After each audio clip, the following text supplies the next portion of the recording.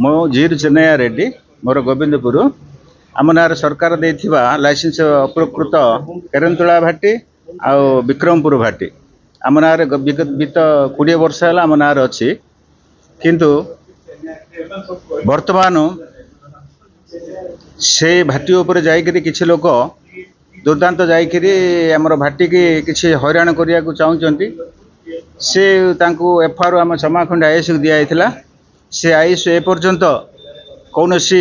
आमको साहाय्य सपोर्ट किसी ना एक्शन भी एपर्यंत रिपोर्ट भी से किसी एक्शन नहीं नहांती आउ से बोलिक आज एसपी ऑफिस को आइलु एसपी सहित मिसाइवाई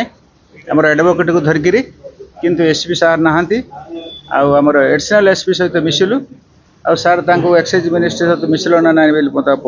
एक्साइज सुपरिटेडेंट सहित मिसिल ना बोले आम से दिन पुलिस कहला बोली कहलु तापर सार कहले हो सहित मिस मुझे सार फोन करते जमाखंड आईसी भी फोन कर कौन से एक्शन ग्रहण करी कहले। आज मोर क्लाइंट चेन्नैया रेड्डी नामक जड़े व्यक्ति जी कि वर्तमान सरकार ठारू लाइसेंस नहीं आईडी लिकर तैयारी करुँच सरकार को लक्ष लक्ष कोटी कोटी टंका से राजस्व दौरान तांकर आईडी लिकर यूनिट जो मैन्युफैक्चरिंग यूनिट अच्छी से मैन्युफैक्चरिंग यूनिट भितर किछि माने बाहर लोक जहाँ कहुए कि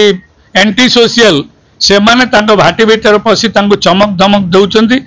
कारण आमे पुलिस को जनइले पुलिस ता विरुद्ध कौन कार्यानुष्ठान ग्रहण करूना कारण से निजक दाबी कर सरकारी दलर लोक सरकारी दलर लोक हेले कई आईन रु ऊर्ध्वे नुहति जेहेतु सी लीगलाइज लाइसेंस नहीं सरकार को कोटी कोटी टंका राजस्व दौरान जदि जो मैन्युफैक्चरिंग यूनिट भितर जदि किसी माने एंटी सोशल पशिकी भितर विष मिसई देवे ताले निश्चित भाव में मद मृत्यु होवार आशंका अच्छी कारण जो लोक मैंने धमक दौरान से 2006 मसीह यही जो गंजाम जिले में मद मृत्यु होता मद मृत्यु से संपृक्ति थिला पुणी से लोक मैंने आज सरकारी दल ना जो आतंक खेलवाई जाऊँ विरुद्ध आम एसपी महोदय को जनवाक आसलु उपरिस्थ अधिकारी को जनईचु उपरिस्थ अधिकारी कार्यानुष्ठान ग्रहण करने